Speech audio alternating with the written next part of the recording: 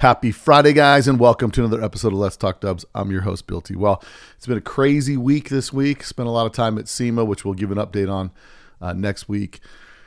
Saw a lot of cool stuff. Put out some videos. If you haven't seen the videos, go to Let's Talk Dubs YouTube channel and check out the videos. There's two that got out. Two came out last night, and then there'll be one coming out later today with John Ludwig and his 1960 Auto Union. So there's definitely plenty of cool stuff to be seen over at SEMA. We're going to go hit SEMA again today, me and George. We're going to go hit it and get our legs all blown out and tired from walking 14 miles for the day. But we're going to scour that place, try to find every stinking Volkswagen in that place. So lots of cool stuff. I did a little interview with MST, with Mary from MST, and then got to talk to Trevor, who's got the blue bug that was in the Toyo booth last year. Now he's at MST this year. And got a chance to interview Henry with the Heb Mueller that was out there, Henry Marchena Restorations. He had Jose's Heb Mueller out there, and then a couple other interviews that I've done. We also had a short interview with Jason Stratton Motorsports with a black on black 67, or I'm sorry, not a 67, it's a 66 bus, I think it is, but. Yeah, lots of cool stuff we got to check out. So go check out the YouTube channel, and don't forget to subscribe so that you can not miss anything that's coming up.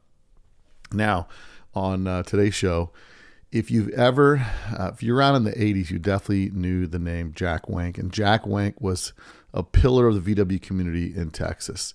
Definitely at all the shows. You started seeing some grumblings. He would win a lot of the shows in Dallas-Fort Worth area with black gold, which was his 1965 Beetle, black with custom interior, Recaro seats. Like it ticked all the boxes for the 80s. At the time, it was featured in a magazine in the February 87 issue of Hot VWs. It had black 5-spokes on it as well. Later, went on to put some Porsche alloys on it. But every couple of years, he'd put out a car, and the car was called Black Gold, and the name of his company was Black Gold. He ran that company from 1987 all the way to about 2023. So a real solid VW guy in the Texas VW scene forever. This is a great opportunity. He came out here for one crazy weekend, brought Black Gold all the way out here, which is really cool to see a car from back in the day when I was a youngster looking at it in the magazine. Still has the car, brought it out here. We got to sit down and chat. He had a little medical episode while he was here, so wasn't at the show too long. And when we talked after the show, I said, listen, let's for sure get a podcast done and get your history, because I'm always looking for that history in the South and Texas and the East Coast, all the stuff that I can do to get all the history I can documented for the Volkswagen hobby. So definitely a lot of cool stuff. Pretty cool story, that's for sure. And again, this is for my buddy Jack Wenk, great guy. He also gave me a gold-plated quarter, so I got one, you don't. Maybe if you got one, you're one of the lucky ones, but he was a jeweler at one time. So Jack's a heck of a guy, and definitely a guy to be revered. So the cars that he had were first Black Gold, then it was Offspring, then it was Mötley Crüe, the crew cab that was in the magazine. These are all cars featured in the 80s. And then there was Spoiled Rotten, and after Spoiled Rotten, the last car was Royal Flush. So that was his 5 cars. And you can find all those cars in the mid-'80s, Hot VWs and VW Trends magazines. Definitely a guy that put his mark on the scene, and glad to be able to catch this podcast with him. But before we get in this podcast, make sure you guys support those that support Let's Talk Dubs, VW Trends magazine. Subscribe today at vwtrendsmagazine.com. Also, Ross Wolf, high quality aftermarket parts built for enthusiasts by enthusiasts. Don't forget to get some stuff from Ross Wolf and use your discount code LTD10 for 10% off your order at rosswolf.com. Icon pistons. You guys want top quality, high performance pistons. There's only one piston to go with, and that's Icon pistons. Currently, they're made in 85.5, 92s, and 94s with 3 different pin heights. Go check them out. Where are you going to buy Icon pistons at? Well, I'm going to tell you that in just a minute, but first let me pump up the pistons a little bit. These are made from 4032 alloy, which allows you to run tighter piston-to-wall clearances, so you can get down, keep that compression, and make that motor put out maximum power. They've got 2 1.5 millimeter top rings and then a 4 millimeter bottom ring, which makes getting new rings for these things a lot easier. And also each piston gets M42 skirt coating to protect against dry startups, as well as give an extra layer of protection. The skirt profile is optimized for stability and performance in boxer engines. And how would these guys know? Because these guys make millions of pistons every year. And now the Big Boy Piston Company put out a line because there's a VW dude that snuck in through the back door and said, hey, boss, let's make some Volkswagen pistons. So the highest performance pistons that you can get right now, Icon Pistons. Go get them checked out today. Where can you buy these Icon Pistons? Type E Motorsports, CB Performance, RevMaster, the Dub Shop, and Churco Performance. So go check it out today. You want the best pistons? Make sure you only get Icon Pistons. So I wanted to give a couple shout outs before we get the podcast rolling. A couple people supported Let's Talk Dubs, and I want to make sure they get acknowledged because I appreciate you guys when you support Let's Talk Dubs. First shout out goes to Josh Beller out of Letitz, PA. Hopefully that's the way you say it. Picked up a One Crazy Weekend shirt. Appreciate you for supporting the podcast, bro, all the way back there in PA. Also, we have James Sofer. James Sofer picked up a Let's Talk Dubs One Crazy Weekend shirt, and James is definitely one of the OGs on the podcast. So he's been on the podcast before. He does the Geneva Bug Show up there. So go check it out if you guys are up in that area near Ohio. But yeah, lots to do, lots coming up. There's going to be a lot to talk about with SEMA and a lot of things that were happening over there. Geez, we got so much stuff. Next week we've got Chris Davern coming out, Driven 60.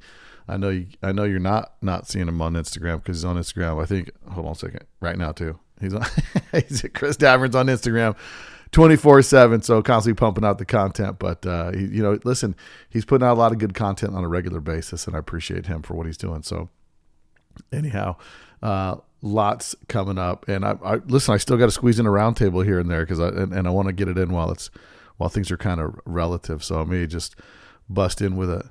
I've threatened for a lot of times to do like a midweek podcast just to give you guys something bonus, and every time I think about doing something like that, I'm like, no, I need to save it for next week because I had a guest that wasn't able to connect and all this kind of stuff because I just want to stay consistent with you guys and get out there with these podcasts. So appreciate you guys for your support. And if you want to support Let's Talk Dubs, go to letstalkdubs.com, click on the store tab, and you can pick up some shirts, sticker packs, stuff like that. Everybody that's buying stuff right now, I'm sending you guys some extra stickers that we've got from Cool Flow. So a bunch of Cool Flow stickers will come out with your stuff along with some Let's Talk Dubs. And everybody that orders gets Let's Talk Dubs stickers, just the podcast stickers. So, and it's not just the podcast stickers; it is the podcast stickers. So don't let me dumb it down like that. But lots to do, lots to cover. This is a great podcast, guys. This, as I was doing this podcast, it just resonated with me that Jack's one of those guys, and he had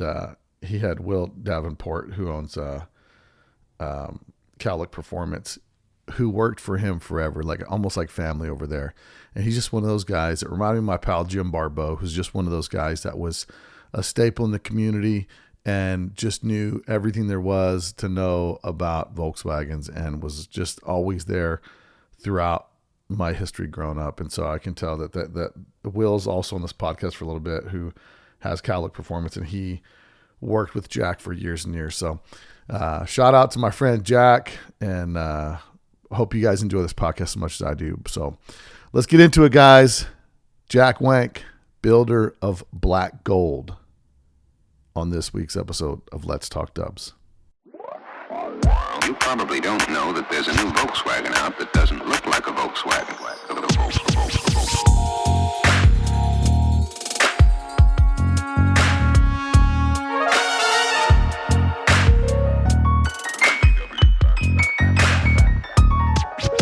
It's got everything that people who like the bug like.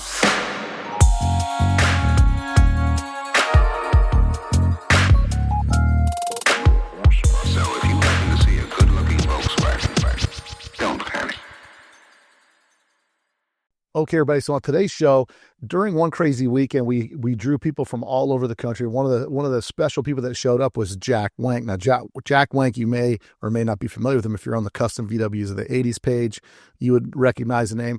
If I say the name Black Gold, you'll know the name if you've followed the magazines for a long time. And Jack Wenk had a shop called Black Gold that ran from 1987 to 2023. It originally started out of Euless, Texas, and then later moved the store a few times. But you'll definitely remember him from the February 87 issue of Hot VWs, where he had his 66 Beetle black gold. Jack, welcome to the podcast. Thank you for having me, Bill. I really appreciate it. Hey, it was awesome to meet you this last October during One Crazy Weekend. And it was great to see black gold in person. And, I know that you listen to a few episodes of the podcast, and the way that we always start the podcast is, right. What's your VW story and how did you get into Volkswagens? Okay. You ready for this? Yeah. Back when I was 16, I bought a 1963 VW. First car. I had it for about 6 months. I was driving it between Dallas, Texas, and Albuquerque, New Mexico. And one of the wheels with an adapter on the back broke. And I rolled the car 3 times. Oh, wow. Got $30 for it. $30. $30? $30. Yeah. As a young kid, that killed me. So it put me in the hospital a few days too. But I came out okay. Well, later on, I bought a GTO, goat, and we had it in high school. And then my brother in 1968, he's older than me. He brought a 1965 Bug in Lubbock, Texas, when he was in college up there. And he had it 2 or 3 years. Then he sold it to my oldest sister, and she had come back from the Peace Corps and needed a car. So she bought it for him. And then I'm driving this GTO, and I'm going to high school and then down starting junior college. That GTO would cost me $2 a day in gas. And you remember gas was cheap. Yeah. Well, Bug would go all week for $2. So I thought, man, what do you want for that, Chris? And she goes, $500. I think she told me $600 really. And I said, well, I can't pay the price. Well, I'll pay $500. So I bought it for $500 from her. And that was in like 71 or 2, I guess. And she went off to Germany. Anyway, so that's what started me with that black gold car. And it was a white car then, white. Oh, so let me look at my magazine here. So it's a 1965 Beetle. Yeah. Yes, okay. Correct. So my mistake. I said it was 66, but and that car's been through quite a few different iterations.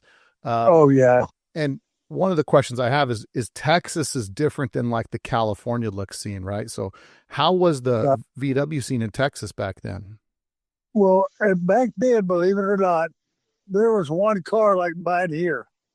And you're going to ask yourself, well, whose was it? It was mine. That's all there was. There were a few other cars, but nothing like my car. Yeah. They weren't that nice. They weren't that great. They weren't de-chromed. They weren't lowered.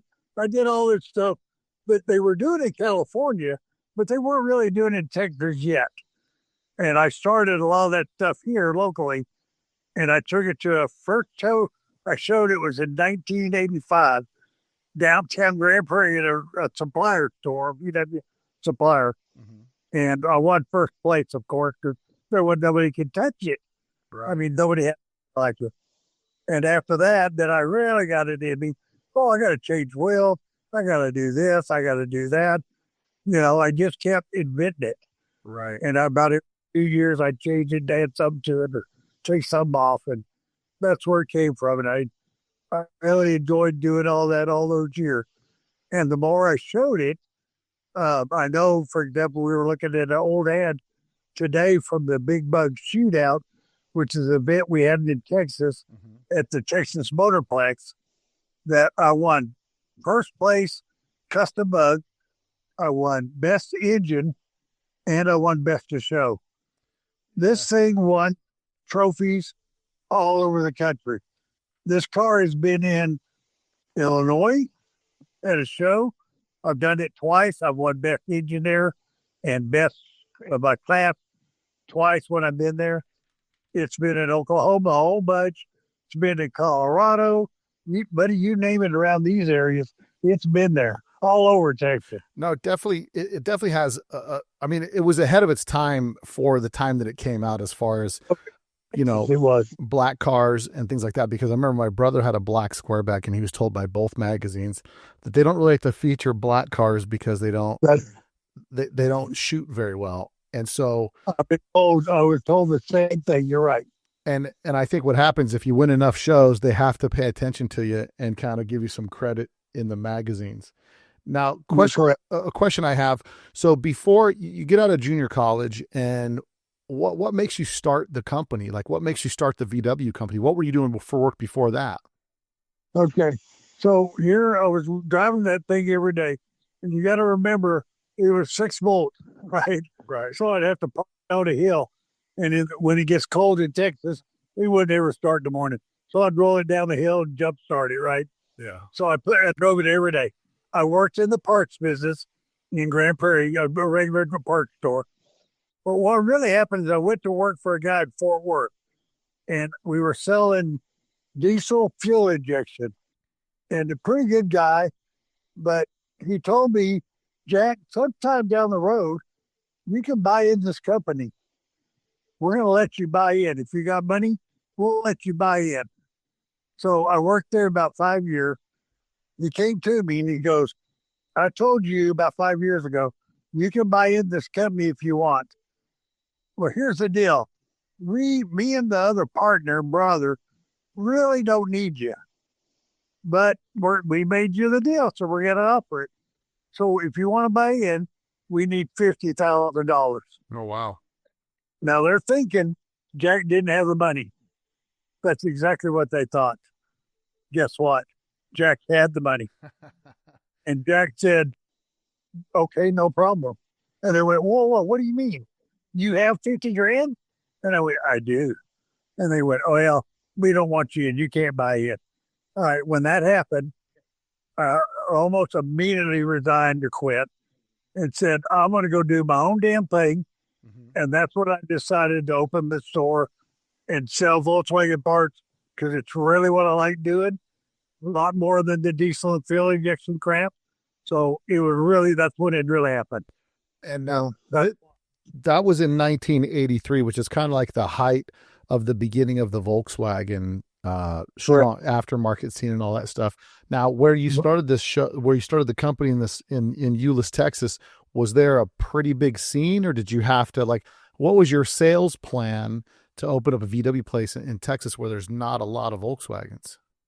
Well, there was a place here called Southern Volks, and they sold to Sears. You could buy a transmission from Sears, and it was built by them. Mm-hmm. You could buy long blocks, and it was built by them. Pretty big place. It really was. Nationwide thing. And I went there and bought stuff locally. But I noticed that a lot of times they wouldn't have stuff. And I'd ask about it, and they go, well, we didn't get those in. What you could see was they were having trouble buying stuff. They didn't have the money. They were having something was going on with that business that wasn't working real good. Right. So I saw that, and I went, look, if I go over by Euless, that puts me in the middle of Dallas Fort Worth, and whatever VW's over there and whatever's towards Fort Worth, I should get. And at that time, the VWs were starting. They were pretty decent by then, by 87. 85, not so good. But by 87, we'd had 4 bug-ins by then. Oh, really? 2 a year. So that helped a lot, right? And I was at all the bug-ins. You know that. Yeah. I want people to see the car. I wanted them to get interested, especially when I'm going to open a store. So that's really when it got going. And that's why I picked what I picked, to be honest with you. Oh, nice. And then, so the shop goes for quite a while. Now, you're just selling parts, or you doing service as well? No, we were just doing parts. And so aftermarket, stock parts, you name it, but just parts. And at that time that you're in the business, is it difficult to do buy-ins, or they're just chomping at the bit to get anybody to start selling their parts? Oh, no. Back then, it was very difficult. There was a place on the West Coast called WAWD, a major hard part supplier, not accessories, but hard parts. Mm-hmm. And they had 2 shops here, one in Fort Worth and the place called Southern Volks. They sold 2 already. Well, for me to buy in there, they wanted like 40 grand, which is ridiculous. And I wouldn't do it. And I called a buddy of mine in California that owns owned Small Car Specialties, and I'm sure you heard of him. His name is Kent Dahlberg. Yeah. Yeah, okay. I called him. I met him in St. Louis one year when my black car was there, and talked to him about maybe doing a store in Texas called Small Car Specialties of Texas. Right. We do it together. And we thought about it for about a year, and he decided Texas is too far. I decided I really don't need him, but he helped a lot because he turned me on to a company called Inter America Company that sells VW parts, hard parts. They didn't care how much I bought from them. The only thing they wanted to do was make sure they got paid for it. Right. Which I had no problem with that. So, and we took care of them, and they were good to me all the year. But they sold me good. Now with Bug Pack, when I contacted them to buy from them, they said, "We'll sell you, but you got to buy $4,000 worth." And I go, "That's fine." And they go, "Really?" Because most people gripe at that. Back then, you got to remember different times. Sure. And I'm okay with it. I want to buy a lot. So at that time, he came, or they said, "Yeah, we'll sell you." Well, then the Southern Volks place and him close to me called Bug Pack and said, "Do not sell Wenk. Oh, wow. Do not sell anything, or we're not going to buy from you." Well, they're buying way more than Jack was going to buy. Yeah. But they had already committed to me that they would do it if I had my order in by the end of September of that year. And I said, "The order's already done. You'll have it in a week." So they didn't back out on me. So for the whole time I was in business, as long as Bug Pack was selling, I was a Bug Pack dealer. I wasn't going to get rid of it. And then everybody else just kind of came along. And then at one time, too, I probably need to tell you this, too. In 91, I bought a store in Denver, Colorado, a VW store called Randy's Stuff. Okay. You may have. I bought that, and I had that store about a year.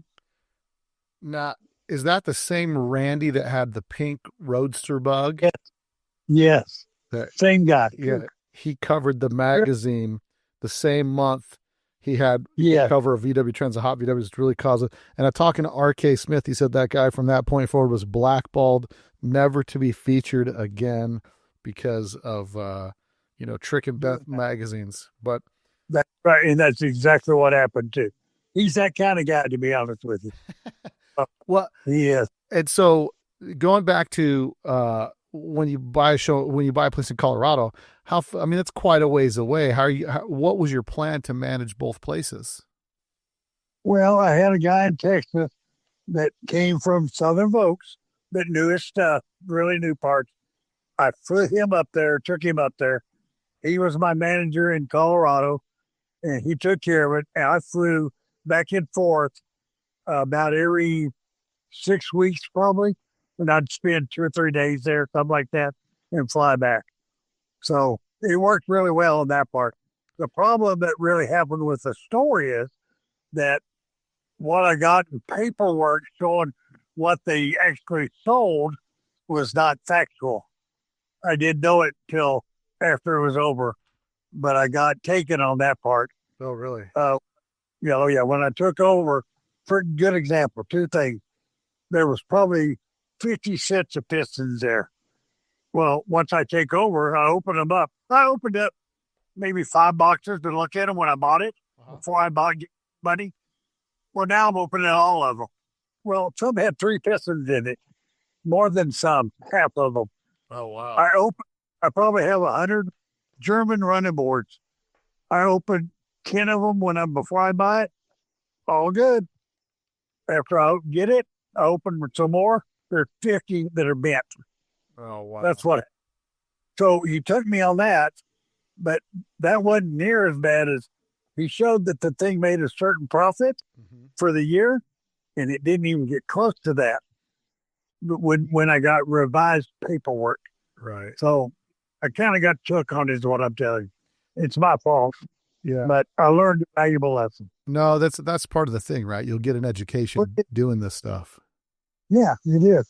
I mean, I did the same thing where I bought a car wash, self-serve car wash, And my CPA said, well, you're buying it based off of gross revenue. You need to make Correct. a contingent payment, a balloon payment in 1 year based off of an audited gross revenue so that you can confirm what it does. And my broker, my business broker was fighting me tooth and nail not to do that because it was going to kill the deal. Luckily, I did it. I listened to my CPA, and we sat down at the meeting a year later. I said, so did you guys want to write me a check for, X amount of dollars or not? Because it didn't do the numbers you said it was going to do. And they're like, oh, this is ridiculous. I said, well, you can have it back if you want. You just give me back my money and I'll be on my way. So Right. it's interesting. But I took I know your buddy Andy Fritz had a picture of my turquoise car that I did. Yeah. All right. I took that to Denver. I took it on the trailer when I bought the store and left it there. So I'd have a car to drive around and have a nice car to show and all that stuff, And when I took that up there, that I remember the day like it was yesterday. When I got there with the car, I had gone up and spent 2 weeks there checking the inventory out and seeing their sales, all that stuff. Then I came back and then I brought the car up there. When I took the car back, that day I got there, I went, do I turn around and go home? Because I hadn't paid him yet. Or do I buy it? Yeah. But I bought it. Can't say I did. Now, it was an experience. Now that car, the turquoise car you're talking about, was that the car Offspring? Yes. Now what's the story on Offspring? Well, Offspring was a 67 Bug that my wife liked, and I bought it real reasonable. And she wanted it at the store in Euless. The walls were painted turquoise, and we had kind of a pink splash on the walls. I tried to make it look like something in the 80s, which it did. And I go, what color do you want it? I wanted the color of the wall. I went, okay, that was easy. Yeah. And you want graphic? Yeah, why not? You come up with it. So I kind of came up with that on my own. But anyway, that's where the colors came from. And she goes, we'll call it Offspring. All my cars got names. Yeah. So, and I built, it was a nice car, Porsche wheel, 1776. So fine interior, you name it, you got it in it. One of the better paint jobs I ever had done, to be honest. And it's really a fun car to drive. And this car you finished, what year did you build this car? I think I built it between 88 and 89. I was always pretty quick at it. And this car was in VW Trends or Hot VWs? Was it featured in? VW Trends. Yeah, in 1988, March of 88 or April, I think. Yeah, it's a real, that is a classic car from the 80s with the splash graphics, the polished 2 liters. It had you start to introduce some of the billet parts, the hood hinges and the billet bumpers and stuff like that. Yeah. Now, you've kept a lot of your cars you've built. Now, this one, you still have it? The Offspring? No, I do not. What happened to Offspring? It got to the point where she wasn't driving it at all. And I had 4 other cars. I had 5 cars total. Well, really more. I probably had a couple other ones that need to be redone. Yeah. So I bought 10 cars. Anyway, she wasn't driving it, and I thought, I'm tired of keeping batteries up on them. And you know what I mean? Yeah. So I thought, well, get rid of one of them. And then I wanted to do a convertible Bug. So I knew that, let's work on something different. So anyway, that's why I sold it for that reason. And then is that car still around? Yes, it is. Somewhere in Connecticut is what Tori's found it. He knows where it is. Yeah. And he tried to buy the girl that has it, doesn't want to sell it, I think. Yeah. It's still pretty decent too. Yeah, it's definitely a time capsule of vehicle. You've got black gold, you built Offspring, and then after that is that when you build the double cab? Yes. And that's called Motley Crue. Motley Crue? Yeah, Motley. And that's named after one of our dogs. Who knows? Nice. Because I bought it. My wife's the instigator now. She goes, man, our dog would love to ride in the back of that truck. That's okay. It's Motley's Crue then. That's nice. it. That's awesome. And it ended up white and turquoise. Mm-hmm. Don't know why. I'm not really a white kind of guy, a white car guy, but it did. No, I knew it had to have Porsche alloys on it. no doubt about that. Yeah. But and then after that one, and that would have been in '91. So see, I didn't take a lot of time doing them, did I? No, and that car was featured. That double cab's also featured in the magazine. Yeah, and it was in VW Trends. VW Trends. Yeah, in '89, I think. So Cindy's been pretty patient with the car thing, right? You like, Just a little. yeah, you like to get these cars and just keep switching gears, which is really cool because when you've got when you have a hobby like that and Oh, you like to express yourself through building some of the cars, and also it's the business that you do. It's good to have a partner next to you that's supporting you in everything that you do. oh, hell yeah. Now I know she told me that when I met you, gave me a gold plated quarter.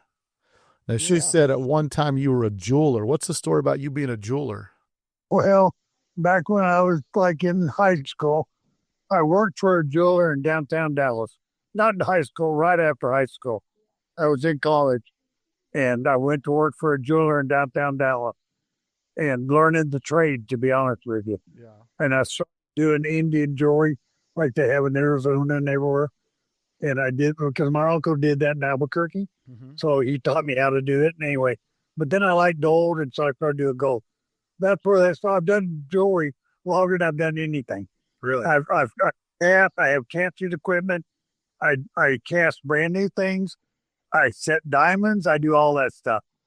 I worked as a jeweler for about 10 years and I left the jewelry business to work for the fuel injection guy back then. That's how long I was there a long time and enjoyed it. And I still do. I still have all the equipment and everything.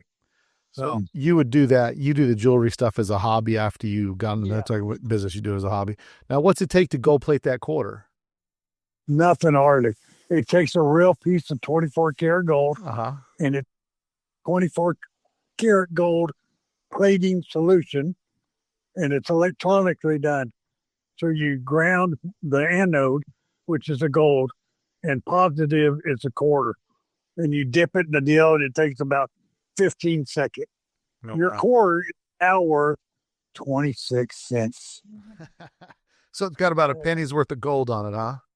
God, it don't rub it hard. It'll come right off of there. So that's so But it's real gold, brother. it is real gold. Well, it's real gold plate. Yeah. What's on there? It's 24 karat gold. Yeah.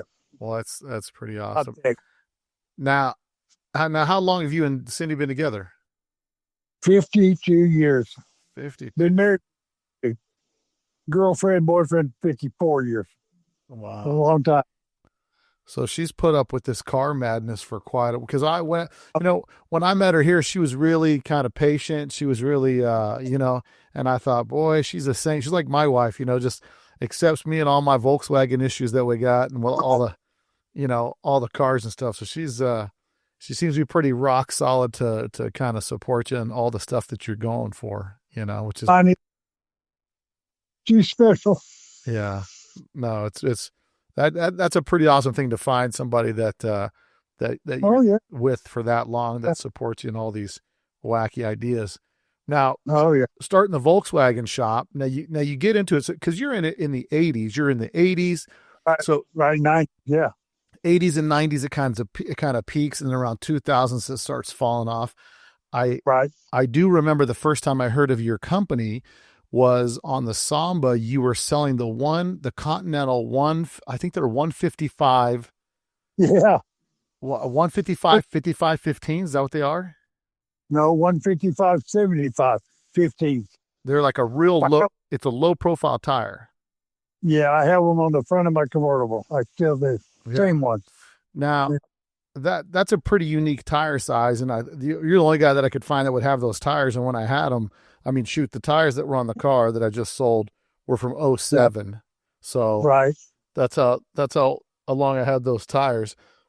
When did you start going down that road of like trying to cross over stuff and find other parts to make your business a little unique?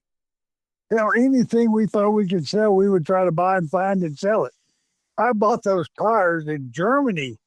You couldn't get them in America. Oh, really? I would have imported from Germany. I found they were Continental, Yep.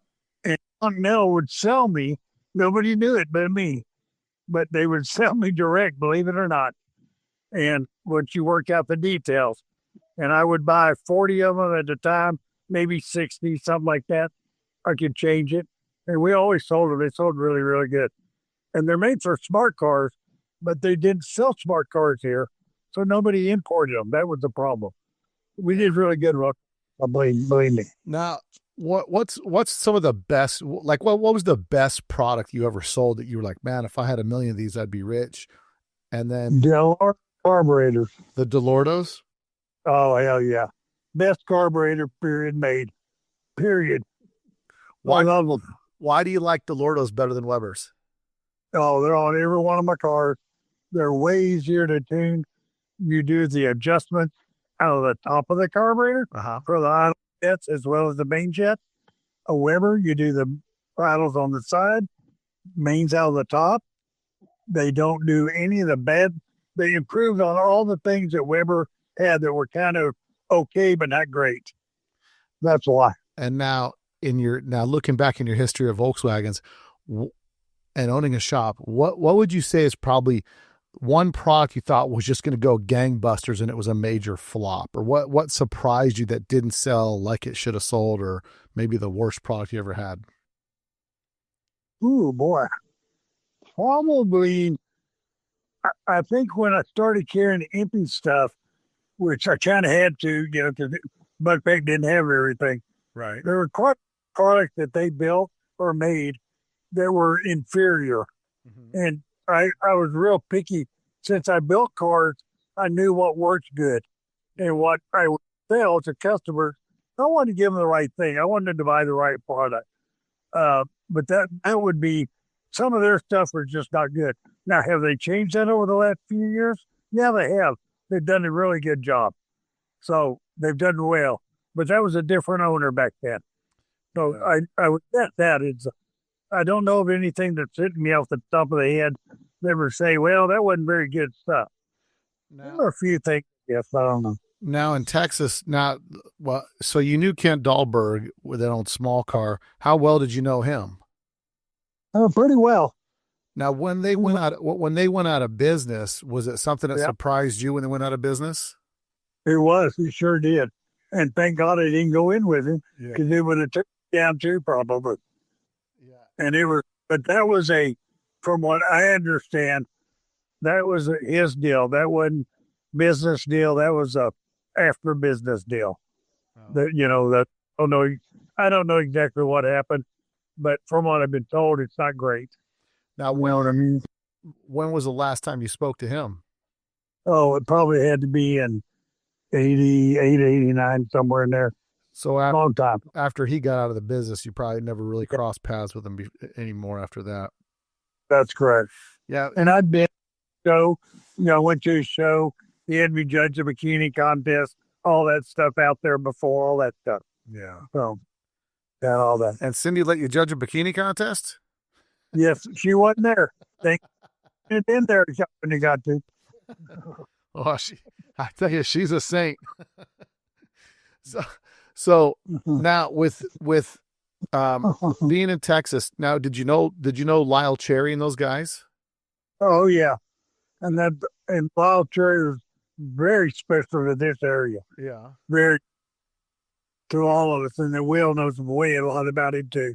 Yeah, and Lyle built the motor in the black car. He built the motor in Offspring.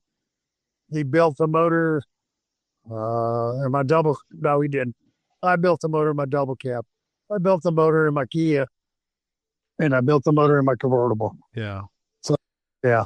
Yeah, because you Texas guys got to kind of stick together, because there's not a real big, you guys are the scene out there, yeah?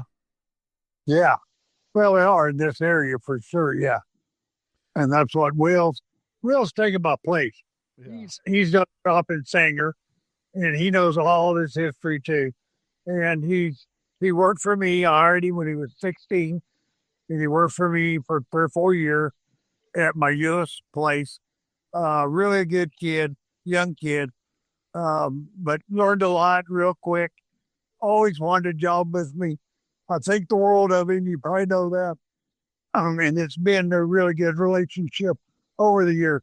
But he has a place now here called Callaway Performance, and it's north of Dallas a little bit, like 30 miles. Now, But he's taking over from my place. so now so Will's over. Will, you're there too? Yes, Yeah. sir. Yes, I am. Yeah. So Will, I got a couple questions. What was it like? How did you first meet Jack? Oh boy. Man, I was thinking about that just earlier today, actually.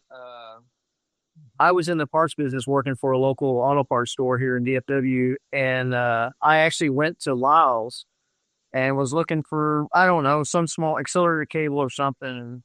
And Lyle Cherry had told me, and we hung out there. My high school buddies and I hung out at Lyle's when we were kids. Jimmy Rose of the World and Scott Eddies and Andrew Cropper and us, and we were just a bunch of high school kids with real cheap, low down, rusty old wagons and cars, driving to school and back. But Lyle told me that Jack was needing a parts guy, and so I lived about 10 miles from his shop in Euless in Hurst, Texas, and so I drove my 71 Super Beetle over there with moon disc and lowered in the front. And I had a Stinger on it, stock motor. Nice. And it was just, moon disc back then in Texas was a big deal, and wing mirrors. And we were trying to copy all the old school cats that were doing it, in California. But anyway, that's how I met him. I literally walked into a store, and I think Lyle had maybe made a phone call to him and said, hey, there's this kid that kind of knows what he's doing, but not really, just a punk kid.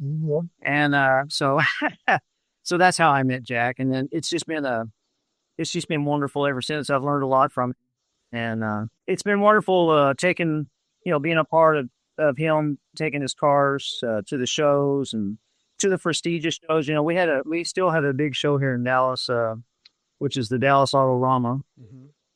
Big show at the convention center, and it was an honor to be with Jack and Cindy and see them see their cars win head to head with some of the muscle cars and the V8 guys, and it really put a statement that the Volkswagen scene in Dallas was for real, and it was here in Texas because of Jack. So And before I forget, interrupt, I got to tell you this. When I first showed Cindy's car, the turquoise one, take my black car, people in this area, this state, we're about sick of seeing that black car. Understand? Right. They I got clumsy wins every day. That year, I took my black car, and Cindy drove her turquoise Bug. That year, Cindy's Bug beat my black car. Nice. And boy, did these guys celebrate here. They go, oh, cool that somebody knocked black gold off. Now, what they forgot there, Bill, was what? Who the hell built that car? That's right. They built it. It's like I built it. Thank God I won with it. Yeah. That's it. Well, no better person to get beat by than the wife, right? Would be the first time. I had to sneak that in. I forget. So now, Will, when you meet Jack, you start working with him. Now, how old are you when you meet Jack? 1986. Yeah. So you meet him at 16 years old, and he's the big dog with black gold and all this stuff. Now, do you ever get to go to shows in Southern California with him? No, it wasn't until much later that I had the honor of, going out and going to the Buggerama and stuff for the first time, things like that, and Pomona swap meet. I didn't do that later in life. So no, I was, he would say, I'm going to California, and okay, well, I'm running the shop, I guess. Here we go. Yeah. But, but he was, what he really brought, I think, the biggest thing that Jack's always brought to all of us here in Texas is that he set the tone on how you're supposed to do a car, and he just set the tones for the trends that were going on and being innovative about, putting billet aluminum on cars and narrowing beams. And back then there wasn't beams available on the market in a lot of cases. You had to build your own and cut them down. And I mean, just all kinds of stuff that was a lot different in the market than it is today. But the bottom line is Jack and Cindy and Black Gold, they set the tone as a Volkswagen speed shop here in Dallas that was doing it right, and so it was a lot of fun. It was just always fun. It's always been fun to work with.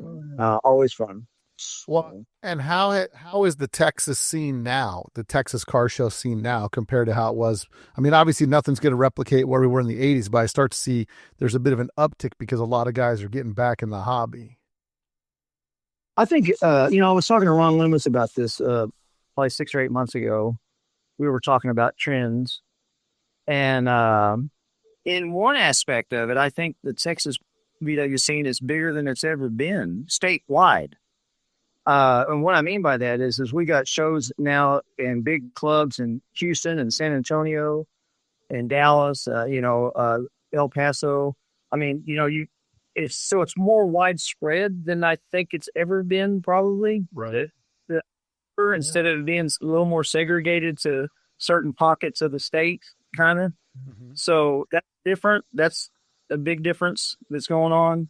And I think there's guys that get in there, after they have their kids and they're off to college and stuff, they had a Volkswagen, they get back in the scene again. So that's kind of been happening.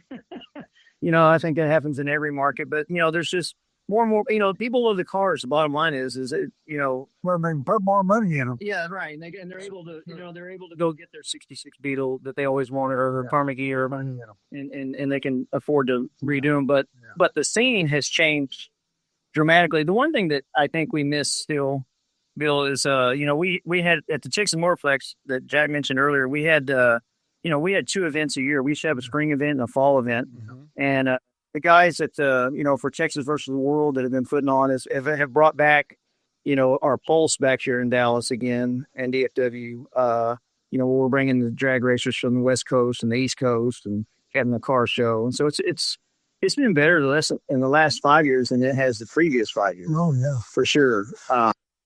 Yeah, there's a lot of resurgence back into trying to make events more. And I think that, the funny part is I think it's all of us, the same guys that are still in the hobby, that are still kind of, we've reinvigorated the spirit back in the hobby. And now we're not broke kids in front of the 7-Eleven trying to scrape together gas money to get to our friend's house. I think now we've got a few dollars to spend, which is why I think the hobby can produce nicer cars and better, and, more people can pay for higher quality parts now versus like the mentality always used to be like VW people don't want to pay anything for parts, Way better. Yep, way better. Way better. Okay. You there? Yes, sir. Yeah. So now when do you realize, so Jack, you have the shop for all these years, and in the late 2020s, things start to slow down. When do you start thinking maybe I should find a successor to the business, or should I try to sell it, or how do you work your way to where you end up making the decision just to close down the shop? It just got to the point of my age. At the time, I was like 68, I guess. And it was like, I need to maybe move on. The real problem, Bill, is I wasn't ready to get rid of my double cab yet. Right. I wasn't ready to get rid of my black car yet, my boat, all the other crap I got. And what I did is I bought a building about 2 hours south of Dallas, and it's a metal building. And I can live there overnight or a couple of nights if I wanted. It's got air conditioning and everything. And I can store like 5 or 6 cars there. Yeah. Well, we found that and bought it.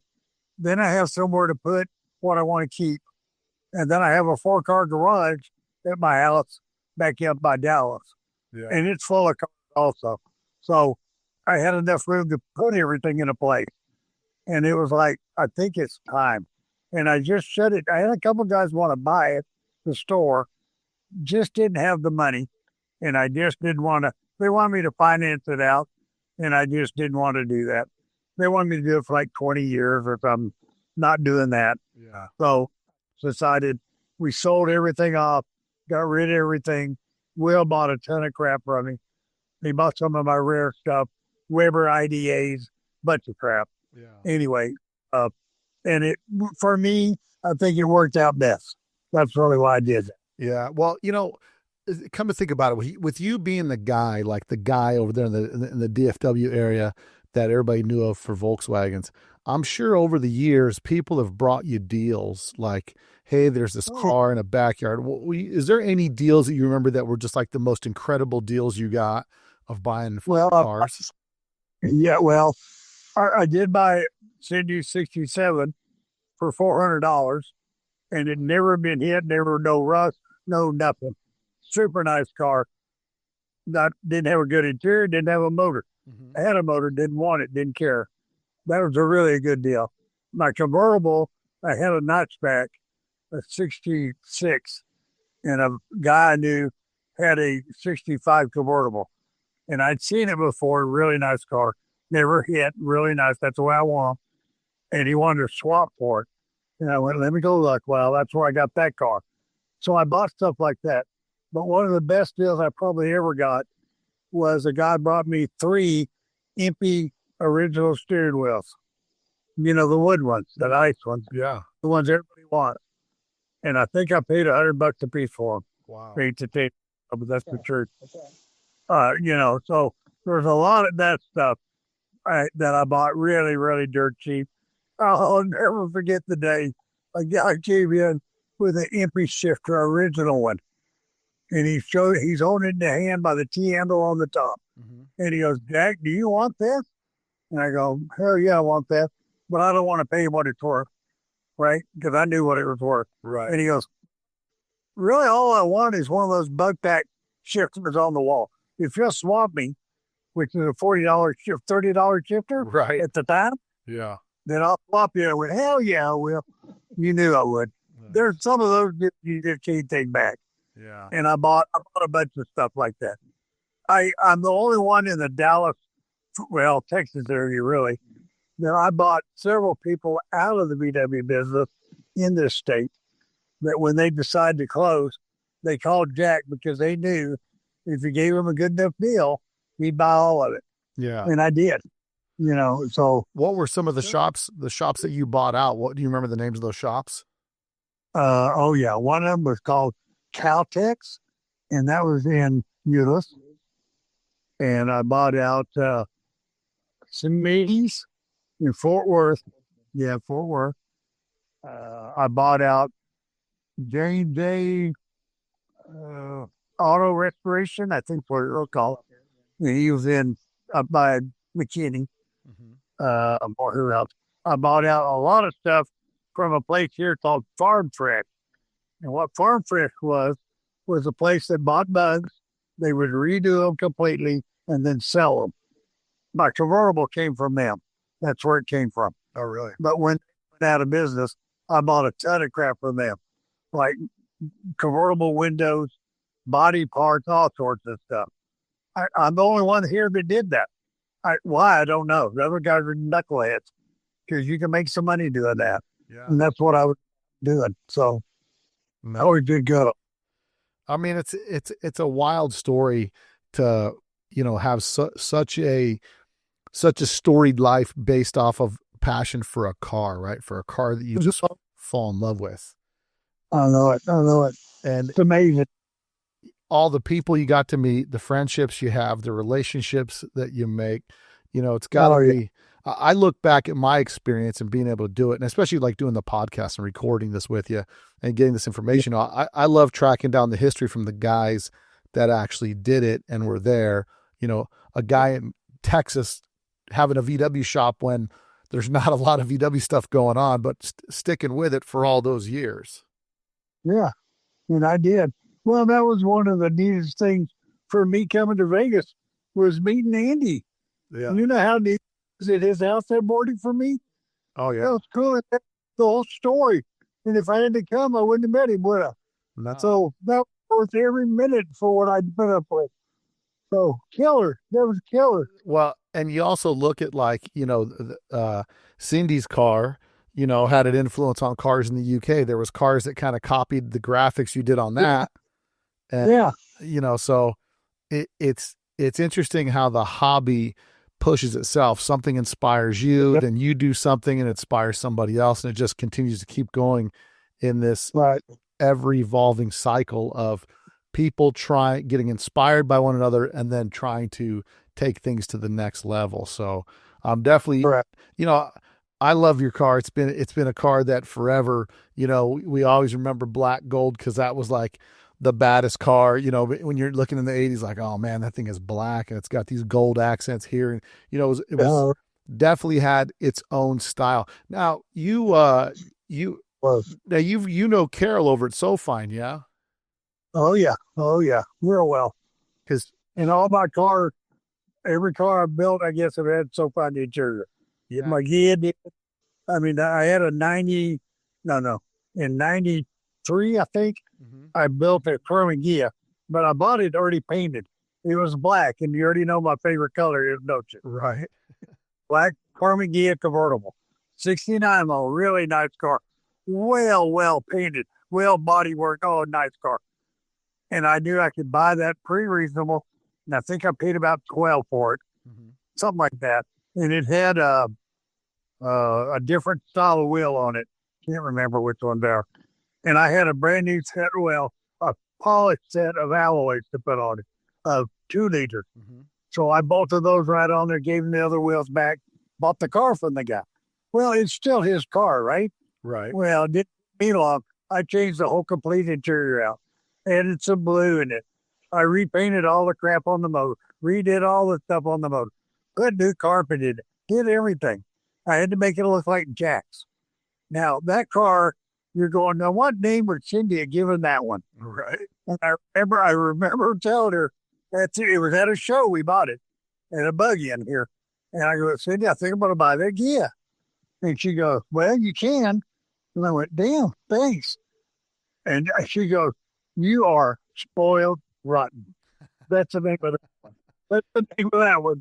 So that was in Hot VWs in 93 or something.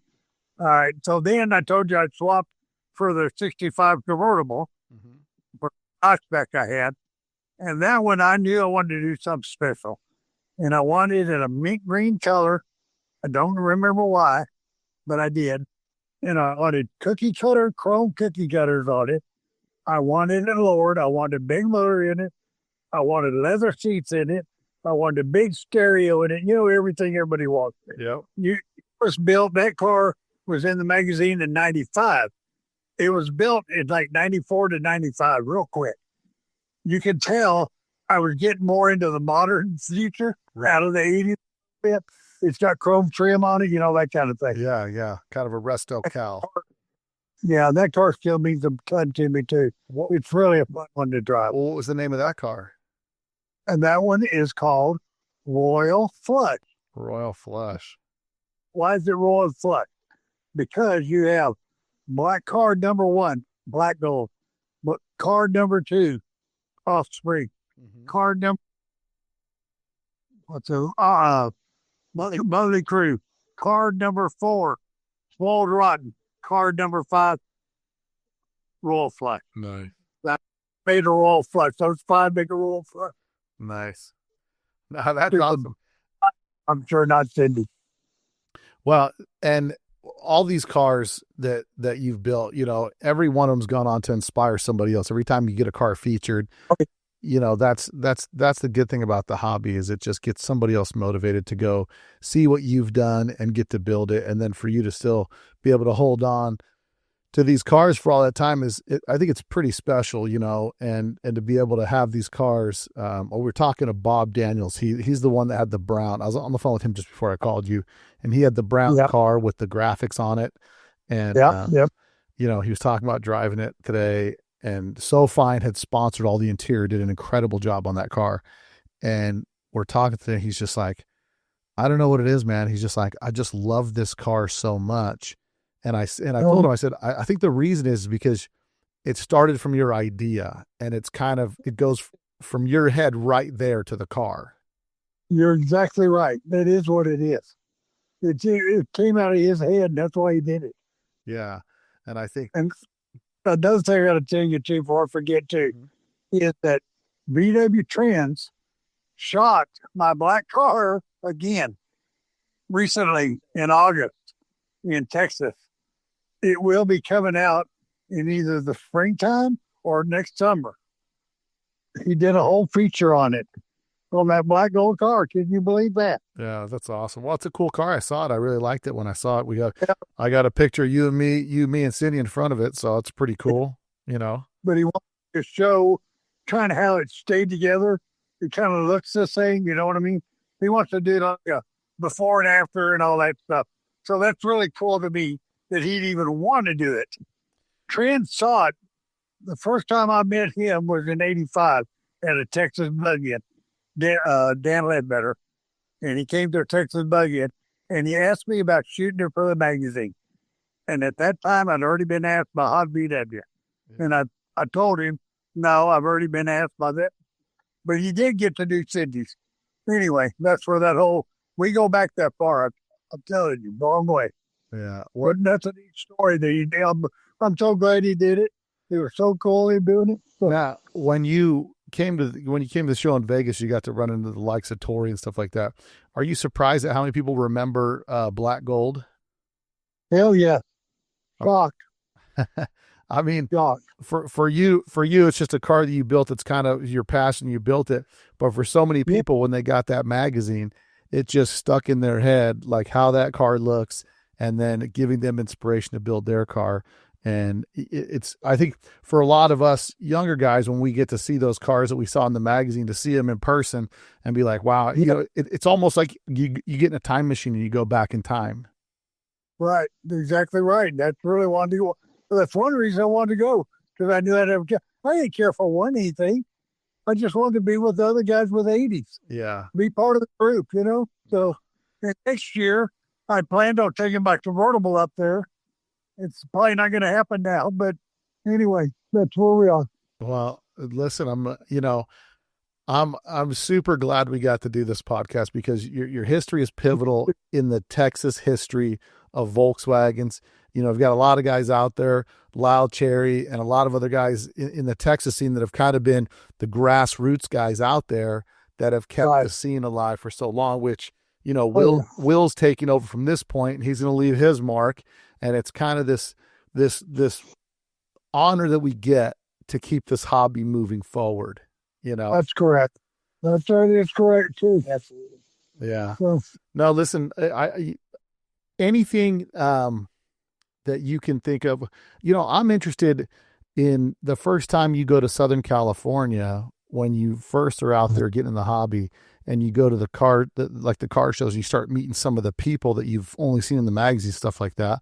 You have any special memories about people like that?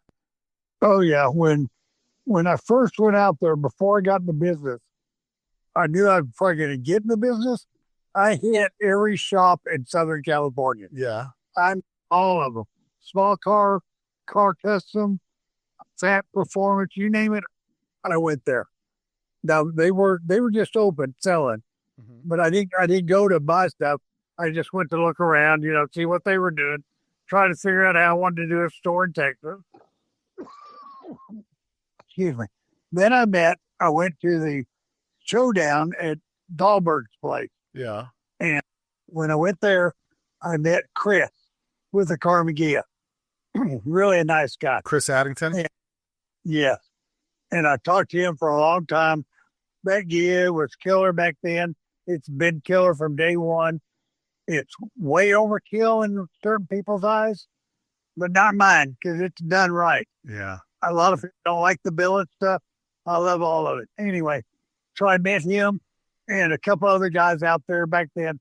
The guys with the ones Tori knows, all those guys. I don't know them real well, but I met all of them. Yeah. I mean, I spent the day. I didn't have a car there, so I was just visiting with people all the time. And any trip I made. And I went to the Classic a few times. One of the funnest times I ever had in California was at the DKP show.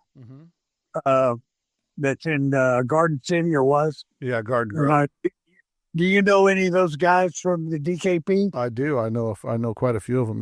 Ron Fleming and Ron and Greg Bunch, and who just recently passed away. But a bunch of those, Greg Britton, and a bunch of those other guys that are out there. A lot of those DKP guys. Do you know Rick Sadler? Oh, yeah, Rick's been on the podcast twice, and he's Okay, well, ask him about me. yeah. He calls me Big Tex. Yeah, Rick's an awesome guy. He's like the Forrest Gump of the VW world. He's always in the background somewhere, someplace, whether it's Bug Pack or Johnny Speed and Chrome or Impy, Right. or I bought Johnny Speed Chrome because of Rick. Yeah. I bought it custom because of Rick. Yeah. I've known him that long. So, a good friend. We're a good friend. Yeah, no, it's he's there's and that's the interesting thing, right? Through this one car, which is so aptly named the people's car, we end up building these relationships literally around the world to where we get to we have these friendships with people, and it's all brought together by this little German car that was built as some Econo car back in the day. That's right. Yeah, I'm looking at one of your pictures on the Facebook page of Future Shock, the car that I own, that you took. You were at the showdown number 7. Looks like Correct. Correct. Yeah. What year would that have been? Would that have been? Because I have the award. 87? I have the award from 1985 sitting here. May have been 85, 86, or 7. One of them. She was real early. I know that. Yeah, because it looks like they had a small car specialty show in August and in September, and I've got the award here that Steve gave me with those cars. But it's interesting to see Steve producing cars like he just finished for Tory, which is, Right.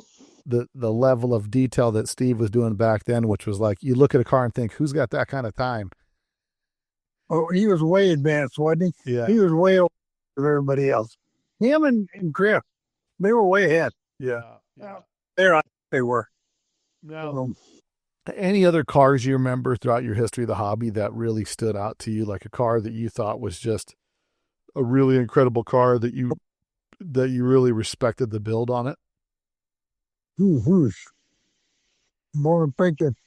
I'm pretty special to mine, aren't I? I think You're good. I'm gonna think that way. There were a bunch of them, but I couldn't tell you. Yeah, no. Either. I'll tell you this: by coming to Vegas, Stories is cool as hell. Yeah. I really like it. Well, I think more so that Very cool. Jack and I together probably just had a lot of respect for the West Coast. Yeah. We've always just tried to keep it alive here in and so I'm going to go back to way back in the history of, we talked about Lyle Cherry, but how do you not talk about Gene Berg and Infi and what those guys were doing with 11-second streetcars, basically going to the drag strips and killing it and driving them home. And so there's a lot of history out there on the West Coast that, we just kind of took all those ideas and started powder coating parts and building this and foam plating this and polishing this. And Jack being a jeweler, that was his cup of tea. He's all over it. But the bottom line is that, we always respected. I think we've always respected the West Coast. Oh, hell yeah. And it's an example of that. I remember Jack coming back one time. He's like, "Oh, Will, you won't believe it." And I'm like, "What?" And he goes, "The guys that are driving their cars out there daily are like show cars in Texas." And I'm like, goodness. I mean, so we knew we had a lot of, together, we've always known we've had a lot of work to do. To catch up. So it's been really neat, man. And it's just been fun. It's been fun. So. Well, hopefully, I don't know when I think they do the Texas show in September, and then there's a big show which is already passed. But they do. What's the next show coming up in the Texas area? Is there that one? It's not till springtime for that one in Oklahoma that's near there. Yeah, Dove Splash will be here. Mark Lau puts that on In spring. in the springtime in May. He just did a Dove Splash in Cali 3 weeks ago, not weeks ago. So, but Mark's doing a lot too. We certainly have to mention him. He's been a great promoter for keeping the car show going. I mean, he had close to over 200 cars here this last May. So that's big for us here. To get that back as being just the Texas crowd. So anyway, but yeah, that's the next one that comes up. And of course, Jason Pointer and Clint thought we'll have the Texas versus the world again, you know, in September. So that with those guys and what they're doing, it's really, you know, got us back on the map. Really. Well, I think the advent of the internet, right, changed the game for everybody once the Samba opened up and everybody's able, whether it's the Cowlick forums or the Samba or, you know, what's the one, the one with all the guys building their stuff. I can't think of the name of that one. Shop Talk forums. Yeah. So, I mean, all those forums allowed all of us people from all over the country to kind of congregate together and come up with ideas and push the hobby. So it's made the world that much smaller. Well, that's why I enjoy your deal so much, because it brings stuff out that I didn't know. You know, that's what you're supposed to be doing. Yeah. Informing me something I don't know. So you do good. Well, that's it. Well, listen, it's been an honor. It's been an honor to have you on the podcast. Before we wrap up, is there anything you wanted to touch on that you think we didn't touch on? Ooh. What do you want to say? Well, everybody take care of everybody and enjoy the car. Yeah. Well, that's, you know, Jack, that's what we'll do. And I want you to know there's so many people that you've inspired through your love for this hobby, that your cars have come out in the magazine, and they were some kid's dream one day, and they went on to build cars, and from your ideas to the pages of the magazines to someone else's car. That's how kind of we continue to live on throughout, you know, the things we create on this world, you know. So I just want to thank you for the cars that you've done and what you've contributed to our hobby as a whole. You're more than welcome. You know, and listen, it's my honor to meet you and Cindy, and she's one unbelievable gal. And car out there too, you did. Thank you very much for that. Yeah. No, you're the best, man. Thanks for taking care of my car out there. Oh, yeah. Yeah. No, I was almost going to keep it. We gave me share. Well, listen. It's going to home here, I tell you that. Yeah. Well, listen, it's been great having you guys on for sure. And then, you know, I really enjoyed it. Well, and I'm glad that we got to get your story, because your story is important to the VW hobby. That's without question. Yeah. Thank you very much. Well, guys, I appreciate you. I appreciate all you guys for everything, and we'll for sure be in touch again. Okay. Thanks, Bill. All right. I definitely want to thank Cindy Wenk for setting up that podcast. She's been fantastic. That's Jack's wife, and she wanted to make sure that we got to be able to sit down and get his podcast out. Also want to thank Carol Warner with So Fine Interiors. She was awesome. That, you know, they had been friends with the Wenks for a long time, because So Fine was in Texas for a while. So definitely appreciate all the connections of all those people to help document this history, and appreciate you guys for listening to the podcast. At the time of this podcast, Jack was in the hospital, and we wanted to make sure that we got his story together, because he's had such a great story in the VW hobby, and definitely appreciate all that he's done and all the people that he's helped and all the part that he's played in this woven fabric of the hobby that we all get to know each other from. So don't forget these people that meant a lot to you growing up, and we're always there in the hobby as a staple to the scene. So thanks for your support, and don't forget to subscribe and go check out the YouTube channel for the latest videos. And until next week, guys, later. You probably don't know that there's a new Volkswagen out that doesn't look like a Volkswagen.